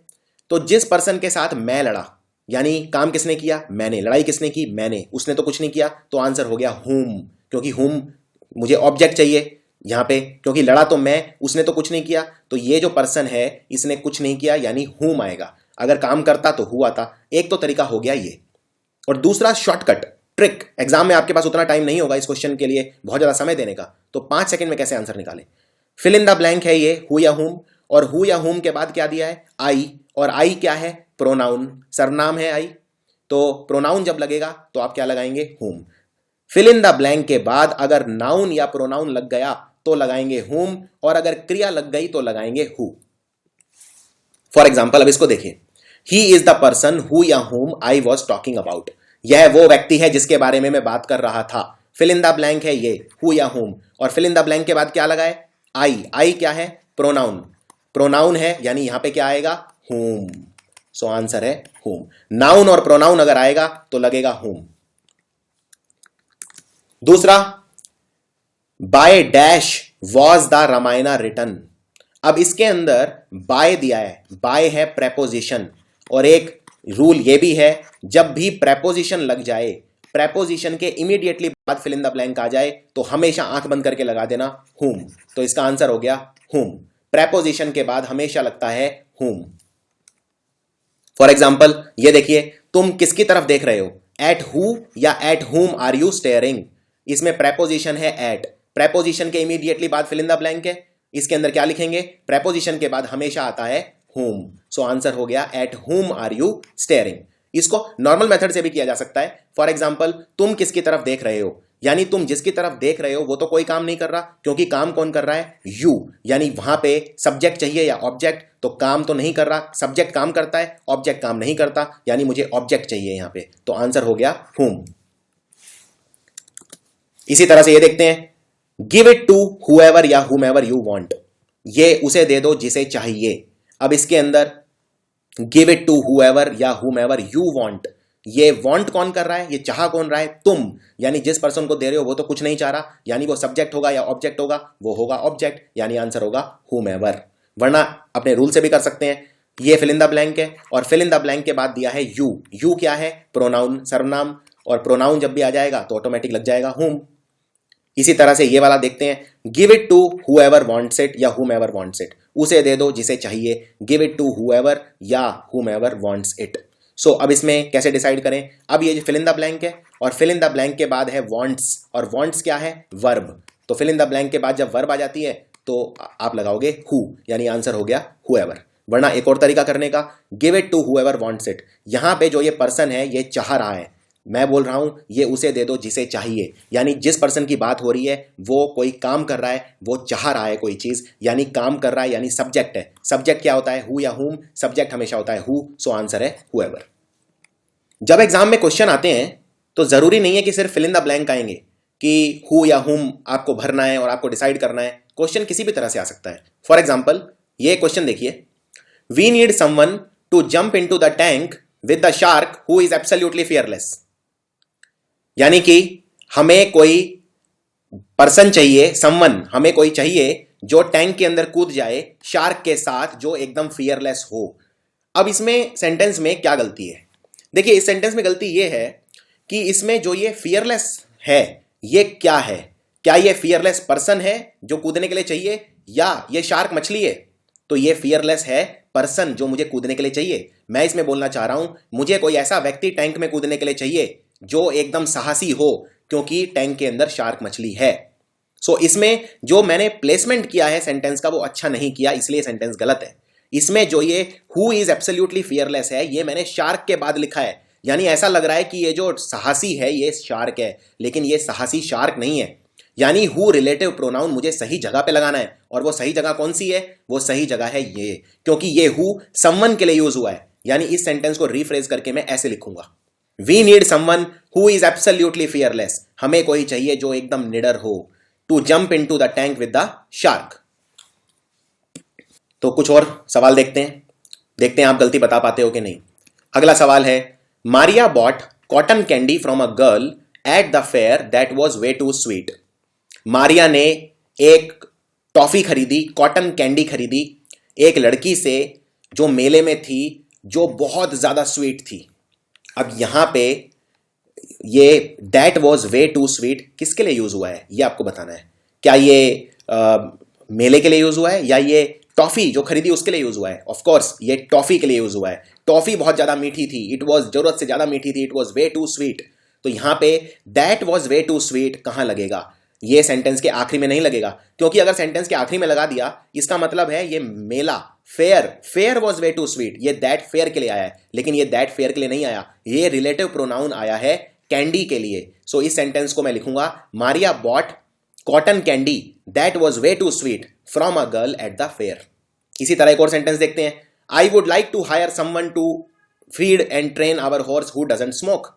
मुझे अपने घोड़े को खिलाने के लिए, घोड़े को ट्रेन करने के लिए एक ऐसा व्यक्ति चाहिए जो स्मोकिंग नहीं करता हो। लेकिन इसमें मैंने हु डजंट स्मोक कहां पे लिखा है? घोड़े के बाद। तो ऐसा लग रहा है कि मुझे अपने घोड़े के लिए चाहिए जो नहीं स्मोक करता, यानी घोड़े का स्मोकिंग करने और ना लेने से कोई लेना देना नहीं है। मुझे पर्सन ऐसा चाहिए जो स्मोक ना करता हो। यानी इसको मैं रिफ्रेज करके कैसे लिखूंगा? I would like to hire someone who doesn't smoke to feed and train our horse. So ये गलत हो जाएगा। जो सेंटेंस मैंने बोला था, Maria bought cotton candy from a girl at the fair that was way too sweet, इसको मैं लिखूंगा ठीक करके, Maria bought cotton candy that was way too sweet from a girl at the fair. इसको दोबारा पढ़ें और समझने की कोशिश करें जो पॉइंट मैंने आपको समझाया है। इसी तरह ये वाला sentence, I would like to hire someone to feed our horse who doesn't smoke, नहीं होगा। इसको ठीक करके लिखेंगे, I would like to hire someone who doesn't smoke to feed our horse. अगला सवाल, इसमें बताइए कौन सा ठीक है। आप वीडियो को यहीं पॉज कर सकते हैं और इसमें चेक कीजिए दोनों सेंटेंस में से कौन सा ठीक है। Never trust a lady with a dog in high heels, और दूसरा never trust a lady in high heels with a dog. अब यहां पे ये जो इन हाई हील्स है, ये हाई हील किसने पहने हैं? लेडी ने कि डॉग ने? ये पहने हैं लेडी ने ऑफ कोर्स। तो ये इन हाई हील्स लेडी के बाद लगेगा, विद अ डॉग नहीं लगेगा। So never trust a lady with a dog गलत है। Never trust a lady in high heels with a dog is the right answer. So इसको बोलते हैं प्लेसमेंट। जो आपकी प्लेसमेंट होनी चाहिए वो भी एकदम परफेक्ट होनी चाहिए। अब बात करते हैं एक डिफिकल्ट प्रॉब्लम की, जिसको बोलते हैं दैट और विच। दैट कहां आता है और विच कहां आता है? ये भी दोनों हैं रिलेटिव प्रोनाउंस। तो अभी तक हमने हु और हुम कवर कर लिए हैं। अब हम देखते हैं दैट वर्सेस विच। सबसे पहले देखते हैं दैट और विच कहां पे आते हैं। दैट और विच हम लोगों के लिए यूज नहीं करते, हु और हुम हम लोगों के लिए यूज करते थे। दैट और विच हम वस्तुओं के लिए यूज करते हैं। फॉर एग्जाम्पल, जैसे अब मैं सेंटेंस लिखता हूं, the boy who through the ball, या ये वो वुमेन है जो हमेशा ब्लैक शॉल पहनती है। तो इनमें हु या हुम हम यूज करते थे, लेकिन वस्तुओं के लिए हम यूज करते हैं दैट और विच। अब आपको एक गोल्डन रूल बताता हूं जिससे आप सारे क्वेश्चन कर देंगे 5 सेकंड के अंदर, और वो गोल्डन रूल है ये, दैट आएगा रिस्ट्रिक्टिव क्लॉज के लिए और विच आएगा नॉन रिस्ट्रिक्टिव क्लॉज के लिए। एक और आपको बड़ा अच्छा रूल बताता हूं, विच जहां भी आएगा वहां आपको 2 कॉमा मिल जाएंगे, उनके बीच में विच आता है। यह भी एक शॉर्टकट है। 2 कॉमा के बीच में जो भी चीज होती है हमेशा एक्स्ट्रा होती है इंग्लिश के अंदर, वो अगर सेंटेंस से निकाल भी दूं तो सेंटेंस गलत नहीं होता। लेकिन दैट के साथ जो पार्ट है अगर मैं सेंटेंस से निकाल दूं तो सेंटेंस गलत हो जाएगा, उसका मीनिंग चेंज हो जाएगा। यानी सेंटेंस के अंदर कोई ऐसा हिस्सा अगर है जिसको मैं सेंटेंस से निकाल दूं और सेंटेंस का मीनिंग चेंज हो जाए तो मैं लगाऊंगा दैट, और अगर कोई एक्स्ट्रा चीज है जिसे मैं सेंटेंस से निकाल भी दूं तो सेंटेंस गलत नहीं होगा, तो मैं यूज करूंगा विच। सो रिस्ट्रिक्टिव क्लॉज क्या होता है? जिसके साथ मैं दैट लगाता हूं। रिस्ट्रिक्टिव क्लॉज वो हिस्सा है सेंटेंस का कि अगर जिसे मैं रिमूव कर दूं तो सेंटेंस का मीनिंग चेंज हो जाएगा, यानी ये रिस्ट्रिक्शन लगा रहा है सेंटेंस के ऊपर, इसलिए इसे बोलते हैं रिस्ट्रिक्टिव क्लॉज। फॉर एग्जाम्पल, ये वाला सेंटेंस देखिए, इसमें बताइए दैट आएगा कि विच आएगा। यह वो किताब है जिसे मैं ढूंढ रहा था। This is the book that या विच आई वॉज सर्चिंग, इसमें क्या आएगा? दैट आएगा या विच आएगा? अब इसमें यह वो किताब है, कौन सी किताब? जिसे मैं ढूंढ रहा था। क्या मैं इस सेंटेंस में जिसे मैं ढूंढ रहा था ये निकाल दूं तो क्या मीनिंग चेंज नहीं होगा? मीनिंग चेंज हो जाएगा, क्योंकि अगर मैं इस पार्ट को निकाल दूं तो मुझे पता नहीं चलेगा ये कौन सी किताब है, यानी इस पार्ट का रहना सेंटेंस में एकदम जरूरी है। अगर मैं ये सेंटेंस सिर्फ इतना कर दूं, दिस इज द बुक, यह वो किताब है, तो सेंटेंस कंप्लीट नहीं है। अगर मैं बोलता हूं यह वो किताब है, इमीडिएटली आप क्वेश्चन पूछेंगे वो किताब कौन सी किताब? तो मुझे बताना पड़ेगा यह वो किताब है जिसे मैं ढूंढ रहा था, यानी जिसे मैं ढूंढ रहा था ये रिस्ट्रिक्टिव क्लॉज है क्योंकि मैं इसे हटा नहीं सकता, इसलिए यहां पे आएगा दैट। फॉर एग्जाम्पल, एक और सेंटेंस देखते हैं, चेयर्स, कुर्सियां, दैट या विच, ये आपको डिसाइड करना है। Don't have cushions are uncomfortable to sit on. अब इसमें ये वाला जो पार्ट है इसमें आपको डिसाइड करना है, क्या ये पार्ट मैं निकाल दूं तो मतलब चेंज हो जाएगा? दैट डोंट हैव कुशंस या विच डोंट हैव कुशंस, जो भी आंसर होगा देखते हैं। कुर्सियां, अगर चलिए पहले मैं ये पार्ट निकाल देता हूं, तो पार्ट निकालने के बाद सेंटेंस बचा chairs are uncomfortable to sit on, यानी कुर्सियां बैठने के लिए अनकंफर्टेबल होती हैं। अब सेंटेंस पूरा पढ़ते हैं, वो कुर्सियां जिन पे कुशंस नहीं होते, जिन पे गद्दा नहीं होता, वो बैठने के लिए अनकंफर्टेबल होती हैं, यानी ये वाला सेंटेंस चेंज हो गया। अगर मैं इस पार्ट को निकाल दूं तो मतलब बिल्कुल ही चेंज हो जाता है। यानी इस वाले पार्ट का रहना जरूरी है, यानी ये रिस्ट्रिक्टिव क्लॉज है, इसीलिए यहां पे आएगा दैट। अब देखते हैं नॉन रिस्ट्रिक्टिव क्लॉज क्या होता है। नॉन रिस्ट्रिक्टिव क्लॉज वो है जो सेंटेंस से अगर मैं निकाल भी दूं तो मीनिंग चेंज नहीं होगा। फॉर एग्जाम्पल, अब ये वाला सेंटेंस देखिए, chairs which are found in many places of work are often uncomfortable to sit on. कुर्सियां अनकंफर्टेबल होती हैं बैठने के लिए। ये वाला पार्ट सेंटेंस का अगर मैं निकाल भी दूं तो मीनिंग चेंज नहीं होगा। फॉर एग्जाम्पल, पहले इसको निकाल के पढ़ते हैं, कुर्सियां अनकंफर्टेबल होती हैं बैठने के लिए, और अगर मैं इसे लगा भी दूं तो भी कोई खास फर्क नहीं पड़ता सेंटेंस के मीनिंग पे। कुर्सियां जो हर जगह पाई जाती हैं अनकंफर्टेबल होती हैं बैठने के लिए, तो कुर्सियां हर जगह पाई जाती हैं या नहीं पाई जाती, इससे इसका कोई लेना देना नहीं है। अगर मैं ये पार्ट लगा भी दूं तो भी सेंटेंस पे फर्क नहीं पड़ता, और अगर मैं ये हटा भी दूं तो भी फर्क नहीं पड़ता, इसीलिए मैंने लगाया है विच। विच वाला जो पार्ट है वो नॉन रिस्ट्रिक्टिव क्लॉज है, उसके लगाने और हटाने से सेंटेंस पे फर्क नहीं पड़ता। अब ये वाला सेंटेंस देखिए, मैं एक अनकंफर्टेबल चेयर पे बैठा, I sat on an uncomfortable chair. मैं एक अनकंफर्टेबल चेयर पे बैठा, वो कुर्सी मेरे ऑफिस में थी या नहीं थी, इससे ये फैक्ट चेंज नहीं होता कि मैं एक अनकंफर्टेबल चेयर पे बैठा, यानी ये एक एक्स्ट्रा इंफॉर्मेशन है कि वो कुर्सी मेरे ऑफिस में थी। यानी ये मैं हटा भी दूं या निकाल भी दूं, इससे सेंटेंस पे कोई फर्क नहीं पड़ेगा, सेंटेंस यही रहेगा कि मैं एक अनकंफर्टेबल चेयर पे बैठा, ये फैक्ट चेंज नहीं होगा कि मैं एक अनकंफर्टेबल चेयर पे बैठा। यानी ये नॉन रिस्ट्रिक्टिव क्लॉज है, इसलिए मैंने लगाया है विच। अब ये दो सेंटेंस देखिए, ये सेंटेंस आपको एकदम क्लियर हो जाएगा दैट और विच में फर्क। दो सेंटेंस हैं और दोनों ठीक हैं, ये मैंने आपको पहले ही बता दिया, दोनों गलत नहीं है, दोनों ही ठीक हैं। आपको यह बताना है कि इनमें से किस केस के अंदर कंपनी के पास एक ही ऑफिस है। पहला सेंटेंस है our office which has one room is in Mumbai, और दूसरा सेंटेंस है our office that has one room is in Mumbai. तो पहले वाले में देखिए, आप जानते हैं विच के साथ अगर जो भी चीज होती है, अगर मैं उसे हटा भी दूं तो सेंटेंस पे फर्क नहीं पड़ता, तो इसलिए हटा देते हैं। तो सेंटेंस क्या बचा, our office is in Mumbai, यानी हमारा ऑफिस मुंबई में है, यानी हमारे पास एक ही ऑफिस है। सेंटेंस क्या हुआ, our office is in Mumbai, हमारा ऑफिस मुंबई में है, यानी कंपनी के पास एक ही ऑफिस है। लेकिन दूसरे वाला सेंटेंस देखिए, our office that has one room is in Mumbai. आप जानते हैं दैट के साथ वाला जो पार्ट है वो मैं सेंटेंस से हटा नहीं सकता, यानी हमारा वो वाला ऑफिस जिसमें एक कमरा है वो मुंबई में है, यानी हमारे पास बहुत सारे ऑफिस हैं, लेकिन जिसके अंदर एक कमरा है वो वाला मुंबई में है, यानी हमारे पास बहुत सारे ऑफिस हैं। तो दूसरे वाले केस में कंपनी के पास कई सारे ऑफिस हैं, लेकिन पहले वाले में our office is in Mumbai, हमारे पास एक ही ऑफिस है। अब एक इंपॉर्टेंट चीज, इसमें क्या आएगा, रिलेटिव प्रोनाउन भरना है।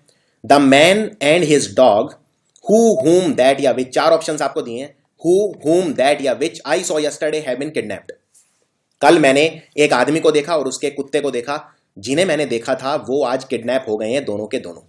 अब इसमें आपको डिसाइड करना है हु हुम दैट या विच। अब इसमें प्रॉब्लम यह है कि मैन यानी कोई आदमी है, जिंदा, जिंदा आदमी के लिए मैं क्या लगाता हूं, हु या हुम, और जानवर के लिए मैं क्या लगाऊंगा, दैट या विच। तो अब इसमें दोनों है तो मैं क्या लगाऊं, यहां पे मुझे आंसर में एक ही चॉइस दी है। अब जिंदा आदमी के लिए मैं लगाता हूं हु या हुम, जानवर के लिए मैं लगाता हूं दैट या विच, लेकिन यहां पे दोनों हैं। अब मैं बोल रहा हूं आदमी और उसका डॉग जिसे मैंने कल देखा वो किडनैप हो गए हैं। सो इसके लिए रूल है ये, अगर दो चीजों को मैं ज्वाइंट करता हूं एंड से, और एक आदमी है और दूसरा या तो कोई जानवर है या कोई वस्तु है, नॉन लिविंग थिंग है, तो मैं हमेशा यूज करूंगा दैट।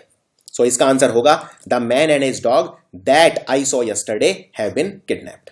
सो इसका आंसर होगा the man and his dog that I saw yesterday have been kidnapped.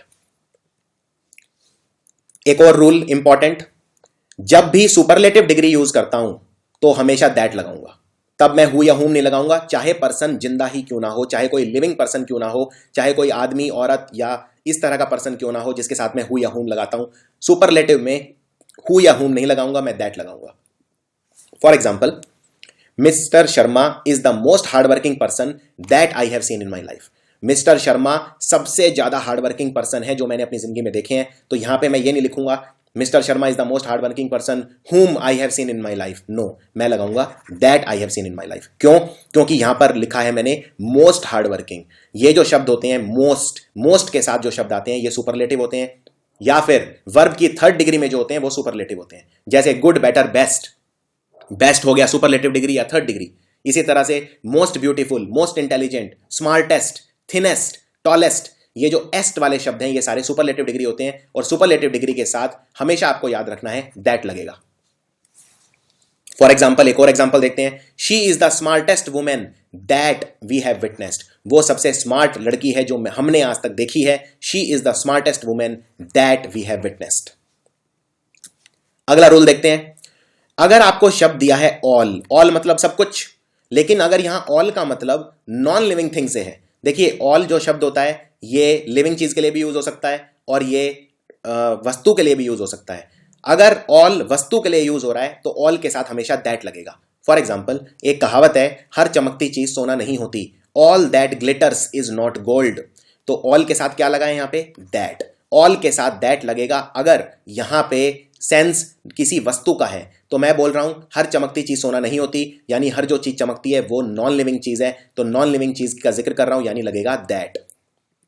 लेकिन अगर मैं किसी जिंदा चीज की बात कर रहा हूं, किसी पर्सन की बात कर रहा हूं, तो दैट भी लग सकता है और हु भी लग सकता है, दोनों लग सकते हैं। यहां पे विच नहीं लगेगा और हुम भी नहीं लगेगा।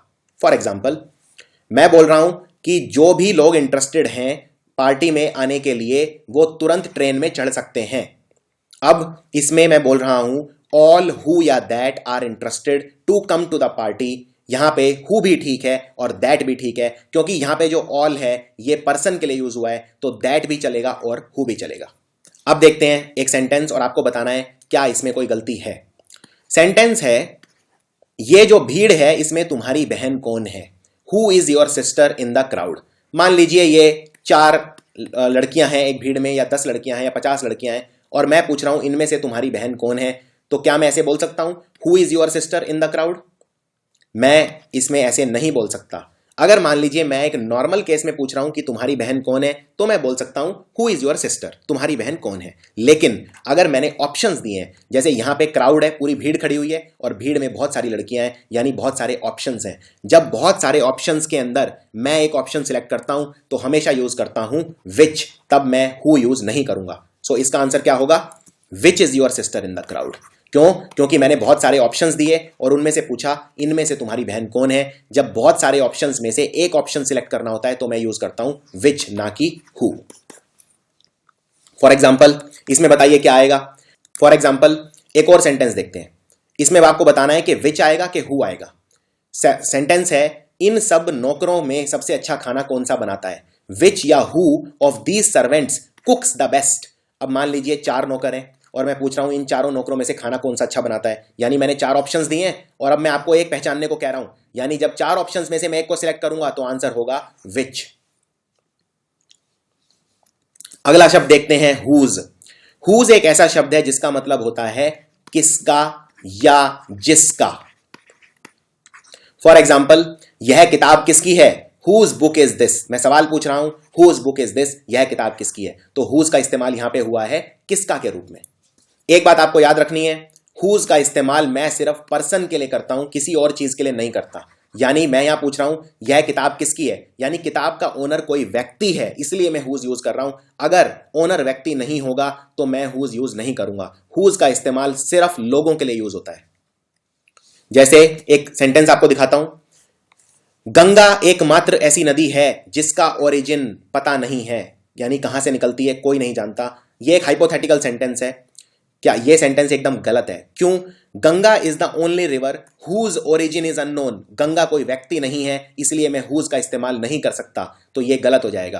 तो इसको सही कैसे करूंगा? इसको मैं विच यूज करके लिखूंगा। मैं लिखूंगा the Ganga is the only river the origin of which is unknown. इसी तरह से एक सेंटेंस देखते हैं, वूलर ब्रिज। वूलर एक ब्रिज का नाम है। वूलर ब्रिज ये वही ब्रिज है जिसका उद्घाटन प्राइम मिनिस्टर ऑफ इंडिया ने किया था। अब ये मैं बोल रहा हूं जिसका उद्घाटन, किसका उद्घाटन? ब्रिज का। लेकिन ब्रिज कोई व्यक्ति नहीं है, इसलिए मैं हुज यूज नहीं कर सकता, यह सेंटेंस हो जाएगा गलत। तो इसको ठीक करके कैसे लिखूंगा? 2 तरह से लिख सकता हूं। पहला, Wular bridge is the same bridge the inauguration of which. तो हुज इनॉग्रेशन की बजाय मैंने कर दिया इसे the inauguration of which was done by the prime minister of India. और दूसरा इसको ठीक करके लिखने का तरीका है, Wular bridge is the same bridge which was inaugurated by the prime minister of India. यह भी तरीका लिखने का ठीक है। सो बस इतना याद रखना है आपको, सेंटेंस को ध्यान से देखना है और उसमें गलती पहचाननी है।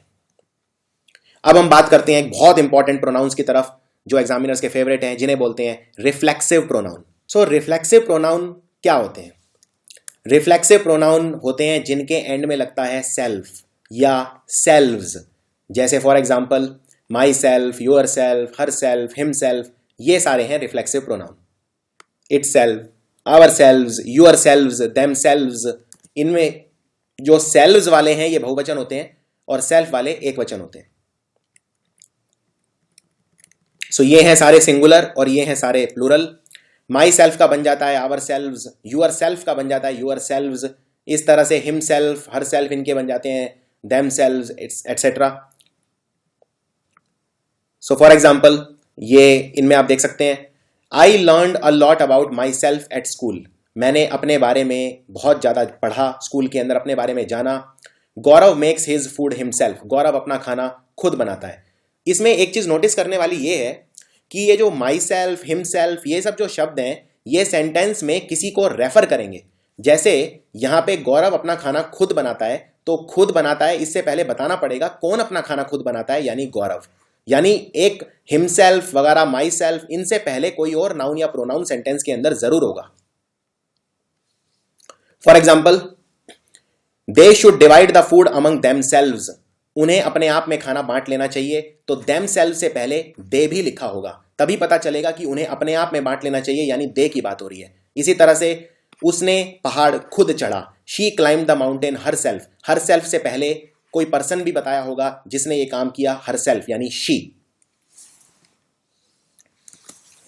सो एक कॉमन गलती ये है सबसे पहले तो कि लोग रिफ्लेक्सिव प्रोनाउन का इस्तेमाल करते हैं नॉर्मल पर्सनल प्रोनाउन की जगह पे, यानी सब्जेक्टिव प्रोनाउन आप देख चुके हैं और ऑब्जेक्टिव प्रोनाउन आप देख चुके हैं, इनकी जगह पे लोग रिफ्लेक्सिव प्रोनाउन लगा देते हैं। यानी जहां पे आई, मी, ही या हिम आना चाहिए वहां पे लोग लगा देते हैं him self, her self, their self etcetera. For example, Wednesday के दिन दूसरे टीचर और मैं, हम सब गाना गाएंगे। अब इसमें आप इस तरह से नहीं लिख सकते कि on Wednesday the other teachers and my self will sing the song. यहां पे आप गाना गाएंगे यानी आप काम करेंगे, काम करेंगे यानी आप सब्जेक्ट होंगे, सब्जेक्ट होंगे यानी सब्जेक्टिव प्रोनाउन लगेगा, यानी कि आई लगेगा। सो आप लिखेंगे on Wednesday the other teachers and I will sing the song. इसी तरह से only the coaches and yourself will see the list, they are completely confidential. सिर्फ कोचेज और आप, कोचेज और तुम, यूर सेल्फ, लिस्ट देखेंगे तो इसमें यूर सेल्फ नहीं लगेगा, तुम लिस्ट देखोगे यानी तुम कोई काम करोगे, काम करोगे यानी तुम सब्जेक्ट हो, सब्जेक्ट से बना सब्जेक्टिव प्रोनाउन यानी कि लगेगा यू, यूर सेल्फ नहीं लगेगा। अब कुछ ऐसे वर्ब्स होते हैं, कुछ ऐसी क्रियाएं हैं जिनके बाद रिफ्लेक्सिव प्रोनाउन हमेशा लगता है और ये क्वेश्चन एग्जाम में शॉर्ट शॉर्ट आते हैं। ये वर्ब हैं जैसे एक्विट, एक्विट का मतलब होता है बरी कर देना, अवेल यानी किसी अपॉर्चुनिटी को अवेल करना, उसका इस्तेमाल करना, रिकंसाइल करना यानी कोई चीज बराबर करना। इसी तरह से ये 5 शब्द और हैं जो एग्जाम में बहुत ज्यादा आते हैं, इनके बाद रिफ्लेक्सिव प्रोनाउन जरूर लगाना है आपको, जैसे एक्सर्ट, किसी चीज पे दबाव डालना, अप्लाई करना, एडेप्ट करना, एडजस्ट करना या प्राइड करना। For example, he acquitted during the tough time, यानी टफ टाइम में जब मुसीबत आई तो उसने अपने आप को एक्विट कर लिया, एक्विट कर लिया उसने, टफ टाइम से अपने आप को बरी कर दिया। क्या ये सेंटेंस ठीक है? ये ठीक नहीं है, क्योंकि एक्विट यहां पे वर्ब की तरह यूज हुआ है, क्योंकि एक्विट का एक्विटेड बन गया, वर्ब ही चेंज होती है सिर्फ। सो एक्विटेड के बाद लगेगा हिमसेल्फ, क्योंकि एक्विट वर्ब के बाद हमेशा लगता है रिफ्लेक्सिव प्रोनाउन। कुछ और देखते हैं, मुझे उसके बेटे होने पे गर्व है, so I pride on being his son. क्या ये सेंटेंस ठीक है? ये ठीक नहीं है, क्योंकि आई है सब्जेक्ट, मुझे गर्व है, तो आई सब्जेक्ट और प्राइड है इसमें वर्ब, सब्जेक्ट के साथ हमेशा वर्ब लगती है और ये वर्ब है, ये सब्जेक्ट है। सो वर्ब प्राइड है इसमें, और प्राइड वर्ब के बाद हमेशा लगता है रिफ्लेक्सिव प्रोनाउन। तो मैंने आपको 8 वर्ब बताई हैं, बस वो 8 ही आपको करनी है, उन्हीं के बाद रिफ्लेक्सिव प्रोनाउन। वैसे तो बहुत सारे वर्ब हैं जिनके बाद रिफ्लेक्सिव प्रोनाउन लगता है, लेकिन आपके एग्जाम के लिए सिर्फ 8 वर्ब इंपॉर्टेंट है, उनके बाद रिफ्लेक्सिव प्रोनाउन लगता है। सो प्राइड एक ऐसा वर्ब है जिसके बाद रिफ्लेक्सिव प्रोनाउन लगता है, यानी आंसर हो गया I pride myself on being his son. एक और देखते हैं, I need to apply to this new project with full rigour, मुझे ये जो नया प्रोजेक्ट मुझे मिला है पूरी मेहनत से करना है। I need to apply to this new project, again ये रॉन्ग है, क्योंकि अप्लाई एक ऐसा वर्ब है जिसके बाद रिफ्लेक्सिव प्रोनाउन लगेगा। सो आप बोलेंगे I need to apply myself to this new project. अब मान लीजिए आपसे कोई पूछता है क्या उसने पार्टी अटेंड की, तो अगर उसने अटेंड की तो आप बोल सकते हैं हाँ उसने अटेंड की, यानी यस ही अटेंडेड, खत्म। लेकिन अगर मान लीजिए वो पार्टी में नहीं आया तो क्या आप ये बोल सकते हैं नो ही एब्सेंटेड? नहीं, आप ये नहीं बोल सकते, क्योंकि यहां पे वर्ब क्या है? एब्सेंट। अटेंड एक नॉर्मल वर्ब है, इसके बाद रिफ्लेक्सिव प्रोनाउन नहीं लगता है। लेकिन एब्सेंट एक ऐसा वर्ब है, मैंने आपको 8 वर्ब बताई हैं, उसमें एक वर्ब था एब्सेंट। एब्सेंट के बाद रिफ्लेक्सिव प्रोनाउन लगेगा, यानी इसका आंसर होगा नो ही एब्सेंटेड हिमसेल्फ। इसी तरह से एक सेंटेंस देखते हैं, आपको बताना है क्या ये सेंटेंस ठीक है। मैं पार्टी में नहीं आ रहा हूं लेकिन तुम एंजॉय करो। I am not coming to the party but you enjoy. Again enjoy एक ऐसा वर्ब है जिसके बाद रिफ्लेक्सिव प्रोनाउन लगता है, तो इसका आंसर होगा I am not coming to the party but you enjoy yourself. अब कुछ ऐसे वर्ब बताता हूं जिनमें रिफ्लेक्सिव प्रोनाउन नहीं लगेगा, लेकिन हम जनरली लगा देते हैं, इसलिए ये एग्जामिनर्स के फेवरेट है। ये वर्ब हैं कीप यानी कोई चीज रखना, स्टॉप कोई चीज रोकना, टर्न किसी चीज को घुमाना, क्वालिफाई बेद मतलब नहाना, मूव यानी चलना, रेस्ट यानी आराम करना, और हाइड यानी छुपना। इनके बाद रिफ्लेक्सिव प्रोनाउन नहीं लगेगा, लेकिन हम जनरली गलती ये करते हैं कि इनमें रिफ्लेक्सिव प्रोनाउन लगा देते हैं। जैसे ये देखिए, keep yourself away from fire, अपने आप को आग से दूर रखो। क्या ये सेंटेंस ठीक है? ये ठीक नहीं है, क्योंकि इसमें वर्ब क्या है? कीप, दूर रखो, कीप यूर सेल्फ। तो इसमें कीप वर्ब के बाद रिफ्लेक्सिव प्रोनाउन नहीं लगता है। ये आप लिस्ट देख सकते हैं जो मैंने आपको पिछली स्लाइड में दिखाई है। तो आप सिंपल बोलेंगे keep away from fire, yourself की जरूरत नहीं है, क्योंकि अगर मैं बोलता हूं कीप अवे फ्रॉम फायर, आप आग से दूर रहिए, तो ऑफकोर्स आप अपने आप को ही आग से दूर रखेंगे, यानी अपने आप यानी यूर सेल्फ लिखना जरूरी नहीं है। तो आंसर है कीप अवे फ्रॉम फायर। इसी तरह से अगर मैं बोलता हूं जाओ जाके पेड़ के पीछे छुप जाओ, तो कौन सा ठीक है? Go and hide yourself behind the tree या go and hide behind the tree? So इसमें अगर मैं बोलता हूं पेड़ के पीछे छुप जाओ, तो आप ऑफ कोर्स अपने आप को ही छुपाएंगे, यानी यूर सेल्फ जरूरी नहीं है। वर्ब क्या है इसमें? वर्ब है हाइड। हाइड के साथ रिफ्लेक्सिव प्रोनाउन नहीं लगता है, तो आंसर है second, go and hide behind the tree. इसी तरह एक और देखते हैं, put you in my position and you will realise the problems faced in my profession. क्या इस सेंटेंस में कोई गलती है? अपने आप को मेरी जगह रखिए और आप समझ जाएंगे मेरे प्रोफेशन में क्या क्या प्रॉब्लम्स होती हैं। अब मैं बोल रहा हूं आप अपने आप को मेरी जगह पे रखिए, अपने आप को, अपने आप यानी रिफ्लेक्सिव प्रोनाउन, तो इसमें होगा पुट यू नहीं, put yourself in my position. इसी तरह से वो अपनी जवान बेटी को अपने साथ ले गया, he took his younger daughter with himself. तो इसमें क्या गलती है? वो अपने साथ ले गया, यानी अपने आप के साथ ले गया, यानी सिर्फ अपने साथ ले गया काफी है, यानी इसमें आएगा he took his younger daughter with him, ना कि हिमसेल्फ। अब बात करते हैं डेमोन्स्ट्रेटिव प्रोनाउंस की। डेमोन्स्ट्रेटिव प्रोनाउन पे एक क्वेश्चन हर साल जरूर आता है। डेमोन्स्ट्रेटिव प्रोनाउन क्या होते हैं? नाम से पता चल रहा है, डेमोन्स्ट्रेट करना यानी दिखाना। जैसे फॉर एग्जाम्पल मैं बोलता हूं कि मुझे ये वाला घर बहुत पसंद है, तो ये वाला यानी मैं उंगली करके दिखा रहा हूं कि कौन से वाला, यानी डेमोन्स्ट्रेटिव प्रोनाउन। तो डेमोन्स्ट्रेटिव प्रोनाउन में हम हमेशा इशारा करके बताते हैं कि कोई चीज कैसी है। डेमोन्स्ट्रेटिव प्रोनाउन में हम हमेशा जेस्चर करते हैं यानी इशारा करते हैं। डेमोन्स्ट्रेटिव प्रोनाउन होते हैं ये। सबसे पहले होता है दिस। दिस का मतलब होता है यह, और दिस का बहुवचन होता है दीज यानी ये। फॉर एग्जाम्पल दिस और दीज हम यूज करते हैं जब कोई चीज बोलने वाले व्यक्ति के पास होती है। फॉर एग्जाम्पल मुझे ये वाली बिल्लियां पसंद है, यानी अगर मैं बोल रहा हूं मुझे ये बिल्लियां पसंद है, तो बिल्लियां बिल्कुल मेरे हाथ के पास होंगी, तभी मैं बोल रहा हूं मुझे ये वाली बिल्लियां पसंद है। दूसरा होता है दैट और दोज। दैट मतलब होता है वह, और वह का बहुवचन होता है दोज यानी वे। और इसमें जो ये दैट हम यूज करते हैं, ये तब यूज करते हैं जब कोई चीज हमसे दूर होती है। फॉर एग्जाम्पल मुझे वो वाला घर पसंद था, मुझे वह वाला घर पसंद था, यानी वह मतलब कोई मुझसे दूर है, कोई चीज मेरे पास नहीं है। यानी बोलने वाले व्यक्ति के जब कोई चीज दूर होती है तो मैं यूज करता हूं दैट और दोज, और नजदीक होती है तो मैं यूज करता हूं दिस और दीज। अब देखते हैं क्वेश्चंस इसमें किस तरह के आते हैं। पहले देखते हैं नॉर्मल सेंटेंस बना के, तुम ये वाली बैग ले लो और मैं वो वाले ले लूंगा। तो ये वाले बैग यानी दीज बैग्स, और वो वाले बैग यानी दोज बैग्स, यानी ये वाले बैग मेरे पास हैं और वो वाले बैग मेरे पास नहीं है, इसलिए मैं यूज कर रहा हूं दोज। मैंने ये किताब पिछले साल खरीदी, ये किताब दिस, और ये किताब बिल्कुल मेरे पास है, इसलिए मैं यूज करूंगा दिस। अब ये एक सेंटेंस देखिए और बताइए क्या इसमें कोई गलती है। The climate of Delhi is warmer than London. Delhi का जो मौसम है वो लंदन से गर्म है। क्या यह सेंटेंस ठीक है या गलत है? यह सेंटेंस बिल्कुल गलत है, इसको ध्यान से देखिए। The climate of Delhi is warmer than London. देखिए, क्लाइमेट ऑफ दिल्ली यानी दिल्ली का मौसम, दिल्ली का मौसम लंदन से गर्म नहीं है, दिल्ली का मौसम लंदन के मौसम से गर्म है। यह चीज का आपको ध्यान रखना है। हम सेम चीज कंपेयर करेंगे।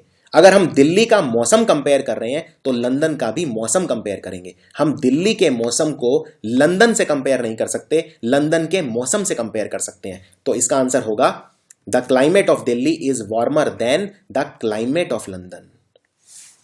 दूसरी बात, रेपिटेशन अवॉइड करने के लिए, क्योंकि अब इस सेंटेंस को देखिए, इसमें 2 बार आ रहा है the climate of, the climate of. तो इसके लिए अवॉइड करने के लिए मैं यूज करता हूं दैट। अगर सिंगुलर है तो दैट यूज करूंगा, प्लूरल है तो दोज यूज करूंगा। सो ये बन जाएगा the climate of Delhi is warmer than that of London. दोबारा मुझे द क्लाइमेट ऑफ लिखने की जरूरत नहीं है, लेकिन मैं ऐसे भी नहीं छोड़ सकता, इसलिए मैं द क्लाइमेट ऑफ की बजाय लिख दूंगा that of London. For example, अब बताइए क्या यह सेंटेंस ठीक है? नागपुर के संतरे मुंबई से मीठे हैं। तो यह सेंटेंस भी बिल्कुल गलत है। क्यों? क्योंकि नागपुर के संतरे मुंबई से मीठे नहीं है, मुंबई के संतरों से मीठे हैं। सो इसका आंसर होगा the oranges of Nagpur are sweeter than the oranges of Mumbai. लेकिन अब इसके अंदर ऑरेंजेस ऑफ दोबारा आ गया है, तो रेपिटेशन हटाने के लिए मैं यूज करूंगा दोज। दोज क्यों यूज करूंगा, दैट यूज क्यों नहीं करूंगा? क्योंकि यहां पे ऑरेंजेस बहुवचन है और दैट का बहुवचन होता है दोज। तो इसका आंसर हो जाएगा the oranges of Nagpur are sweeter than those of Mumbai. अब ये बताइए क्या ये सेंटेंस ठीक है? उदयपुर के रोड्स जयपुर से चौड़े हैं। अगेन, उदयपुर के रोड जयपुर से चौड़े नहीं है, जयपुर के रोड से चौड़े हैं।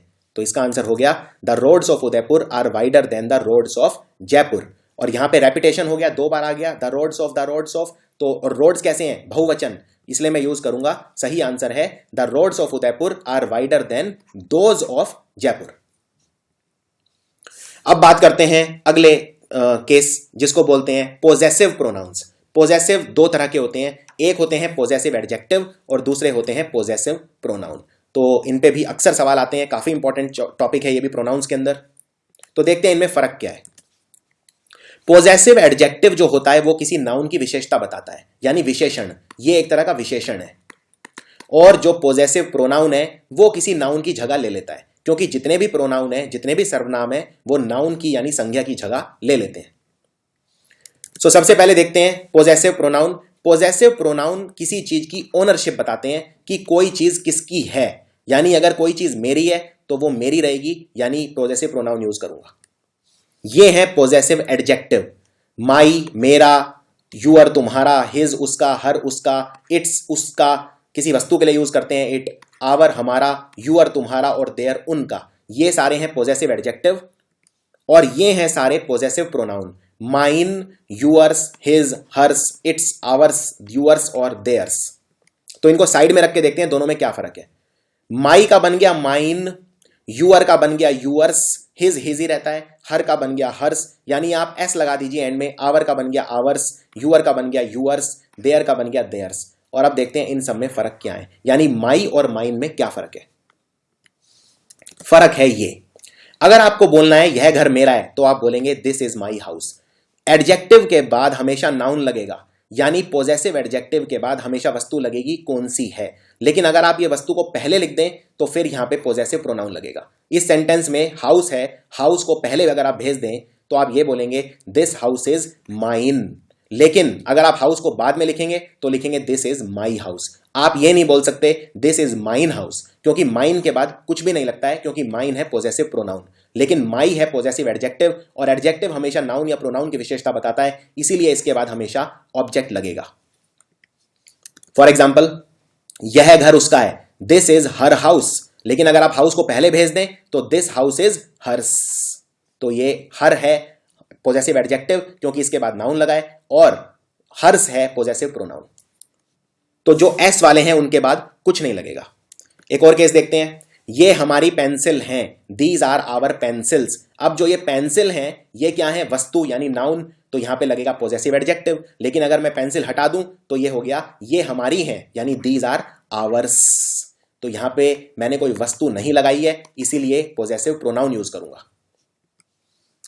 फॉर एग्जाम्पल, यह तलवार मेरी है, वह तलवार मेरी है, दैट इज माई स्वॉर्ड। लेकिन अगर मैं स्वॉर्ड को पहले लिख दूं तो वह तलवार मेरी है, दैट स्वॉर्ड इज माइन। आइए एक क्वेश्चन का अभ्यास करते हैं। ये क्वेश्चन पिछले एग्जाम्स में से मैंने लिया है। आवर या आवर्स, आपको डिसाइड करना है क्या आएगा। Is the only country in the world which has more than 22 official languages. हमारी एकमात्र ऐसी कंट्री है दुनिया में जिसमें 22 ऑफिशियल लैंग्वेजेस हैं। अब आपको बताना है आवर आएगा कि आवर्स आएगा। अब आप जानते हैं यहां पे आवर्स जो एस वाले शब्द होते हैं, जो पॉजेसिव प्रोनाउन होते हैं, उनके बाद में कुछ भी नहीं लगता है। सो यहां पे आपको यह डिसाइड करना है कि आवर आएगा कि आवर्स आएगा। अब यहां पे क्या कंट्री लिखा है? नहीं लिखा है, यानी कुछ भी नहीं लिखा है। जो ऑप्शन है सिर्फ ऑप्शन दिया है, ऑप्शन के बाद कुछ और नहीं लिखा है, यानी आएगा आवर्स। फॉर एग्जाम्पल, इसको लिखने का एक तरीका और भी है। इसको लिखने का एक तरीका और भी है। या तो आप लिखिए our country is the only country in the world, क्योंकि आवर के बाद तो हमेशा कुछ लगता है, क्योंकि ये पॉजेसिव एडजेक्टिव है, इसके बाद हमेशा नाउन लगता है। या लिखिए ours is the only country in the world. तो इसको दो तरीके से लिखा जा सकता है, our country is the only country in the world, या फिर ours is the only country in the world. इसी तरह से आपको बताना है यहां पे क्या आएगा। यूअर या yours is a great car, तुम्हारी गाड़ी बहुत अच्छी है। सो या तो इसमें लिखिए your car is a great car, तुम्हारी गाड़ी एक बहुत अच्छी गाड़ी है, यूअर कार, क्योंकि यूअर क्या है? Possessive adjective. पॉजेसिव एडजेक्टिव के बाद में हमेशा नाउन लगता है। लेकिन अगर आप यूअर कार नहीं लिखना चाहते और यहां पे आप फिल इन द ब्लैंक देखिए, इसके अंदर कार नहीं लिखा है, यानी यहां आंसर क्या होगा? Yours is a great car. इसी तरह मुझे तुम्हारी गाड़ी पसंद है, आई लाइक यूअर कार। अब यहां पे कार दे दिया, यानी कार दे दिया यानी नाउन है। ये नाउन की विशेषता कौन बताता है? एडजेक्टिव। तो यहां पे एडजेक्टिव लगेगा, यानी आई लाइक यूअर कार। यहां पे यूअर्स नहीं आएगा। आइए कुछ और क्वेश्चन की प्रैक्टिस करते हैं। I prefer your help to him, इसमें क्या गलती है? मैं तुम्हारी हेल्प प्रेफर करता हूं उसकी हेल्प की बजाय। अब इसमें मैं तुम्हारी हेल्प प्रेफर करता हूं उसकी हेल्प की बजाय, उसकी बजाय नहीं। हिम का मतलब वो खुद। I prefer your help to his help, या सिंपल आप लिख सकते हैं I prefer your help to his, क्योंकि हिज एक ऐसा शब्द है जिसमें पॉजेसिव एडजेक्टिव और पॉजेसिव प्रोनाउन दोनों सेम होते हैं, तो हेल्प लिखने की जरूरत नहीं है दोबारा। I prefer your help to him नहीं, his. Your house is better than my, इसमें क्या गलती है? बहुत ही आसान सवाल है। Your house is better than my house, my नहीं। या फिर your house is better than my house के बजाय आप लिख सकते हैं माइन। माइन के बाद आपको हाउस लगाने की जरूरत नहीं पड़ेगी। So your house is better than my house, या your house is better than mine. अब बात करते हैं अगले प्रोनाउंस की तरफ, जिनको बोलते हैं रेसिप्रोकल प्रोनाउन। रेसिप्रोकल मतलब होता है अंग्रेजी में उल्टा, यानी आप किसी को कुछ दे रहे हैं, वो बदले में आपको कुछ दे रहा है, उसे बोलते हैं रेसिप्रोकल प्रोनाउन। यानी जब फीलिंग्स या एक्शंस दूसरा सेम रूप में जवाब दे, उसको बोलते हैं रेसिप्रोकेट करना। फॉर एग्जाम्पल, मैं अगर किसी को सम्मान देता हूं और वो मुझे बदले में सम्मान देता है, यानी वो रेसिप्रोकेट कर रहा है। सो दो ही रेसिप्रोकल प्रोनाउन है जो एग्जाम में आते हैं, वो हैं ईच अदर और वन अनदर। और दोनों में क्या फर्क है देखते हैं। सो फॉर एग्जाम्पल, पूजा और स्वाति एक दूसरे से बात कर रहे हैं। पूजा स्वाति से बात कर रही है और स्वाति पूजा से बात कर रही है पलट के, यानी दोनों रेसिप्रोकेट कर रहे हैं। सो आप बोलोगे Puja and Swati are talking to each other. 12 angry man, 12 गुस्साए हुए लोग हैं जो एक दूसरे की तरफ उंगलियां उठा रहे हैं, यानी सब एक दूसरे की तरफ उंगलियां उठा रहे हैं। एक बाकी 11 की तरफ उठा रहा है, बाकी 11 एक की तरफ उठा रहे हैं, यानी सब एक दूसरे में रेसिप्रोकेट कर रहे हैं। सो आप बोलोगे the 12 angry man were all Poynting fingers at each other. पर क्या यह ठीक है? क्या यहां ईच अदर लगा सकते हैं? जी नहीं, यह गलत है। ईच अदर सिर्फ 2 लोगों के लिए यूज होता है। अगर 2 से ज्यादा लोग हैं तो हम यूज करते हैं वन अनदर, और यही डिफरेंस है ईच अदर और वन अनदर में। यहां पर 12 लोग हैं, 2 नहीं है, इसलिए आप यूज करेंगे वन अनदर।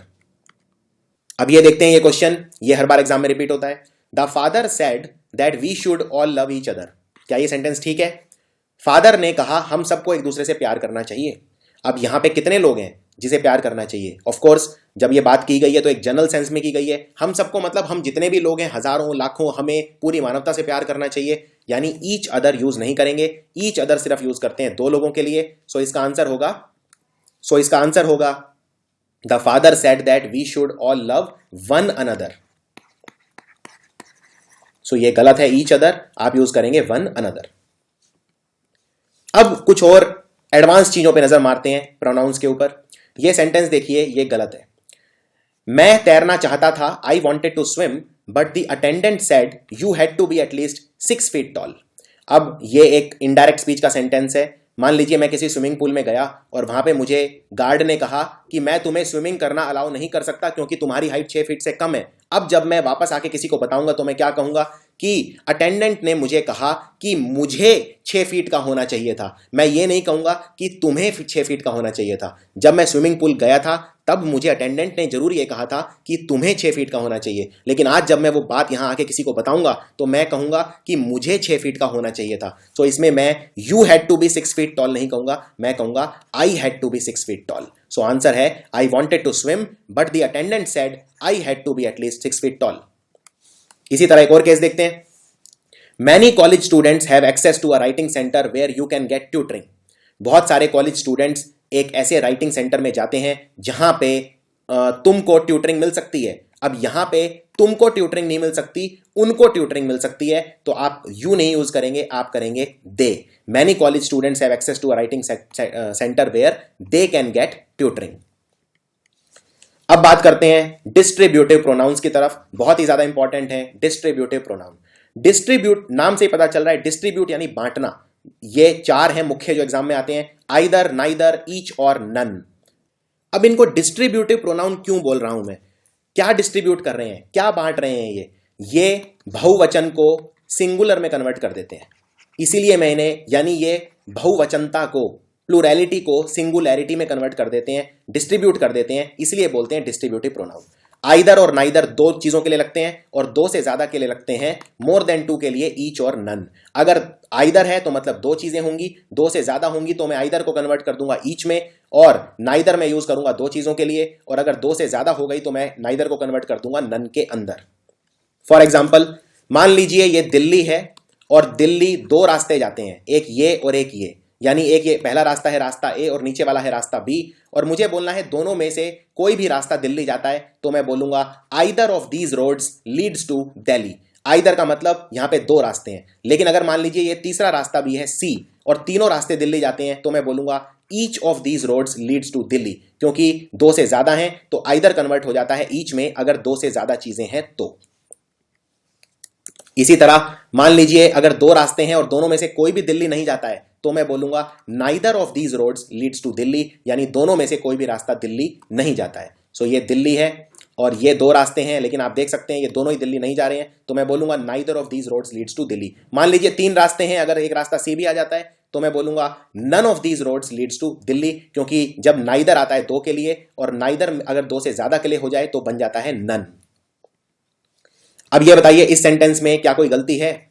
जुड़वा भाई हैं 2 जिन्हें बोलते हैं ट्विंस अंग्रेजी में। सो दोनों जुड़वा भाइयों में से किसी ने भी मुझे चाय नहीं पिलाई। None of the twins offered tea to me.